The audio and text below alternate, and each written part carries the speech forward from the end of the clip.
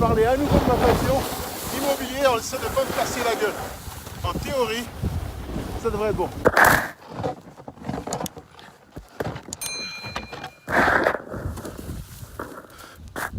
Tu te rends compte? J'ai réussi à survivre au ravin. Parfait.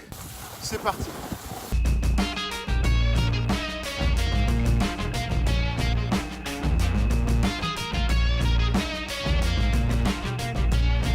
Donc, premier sujet, location courte durée.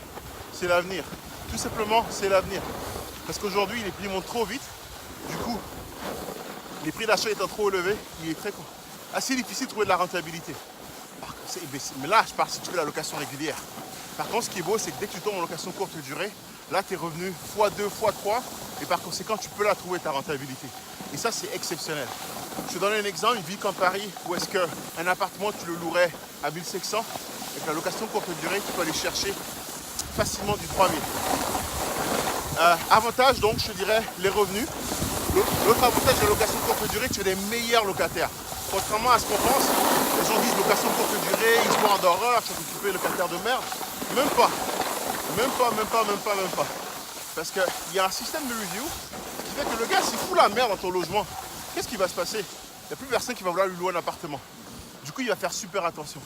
Location longue durée, ils s'en foutent. D'accord? C'est pas chez eux. Ils sont rageux parce qu'ils doivent payer un loyer. Alors derrière, qu'est-ce qu'ils font? Ils te font chier.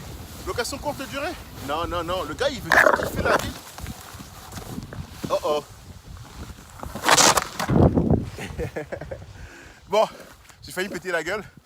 Mais location longue durée, il va te faire chier. Location courte durée, il veut juste kiffer la ville.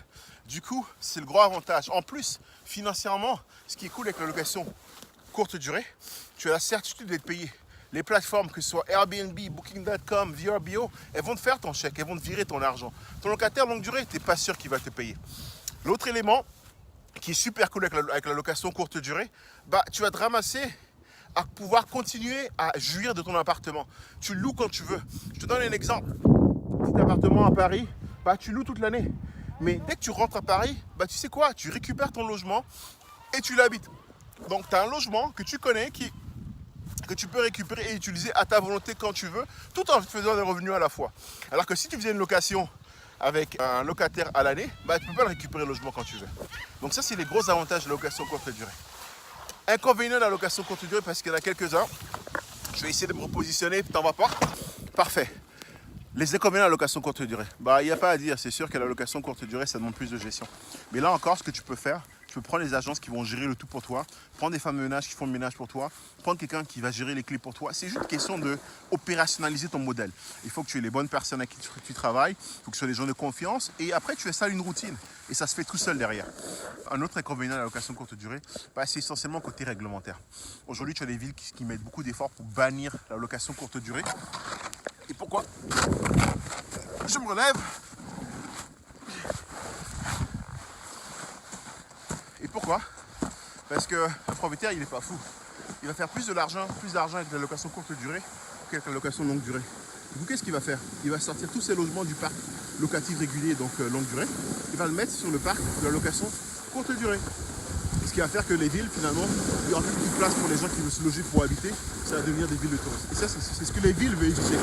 Par conséquent, qu'est-ce qu'elles font? Elles mettent des règles. Amsterdam, 90 jours. Il y a des villes, c'est 30 jours par an. Il y a d'autres villes, c'est en fonction, est-ce que c'est ta résidence principale ou pas.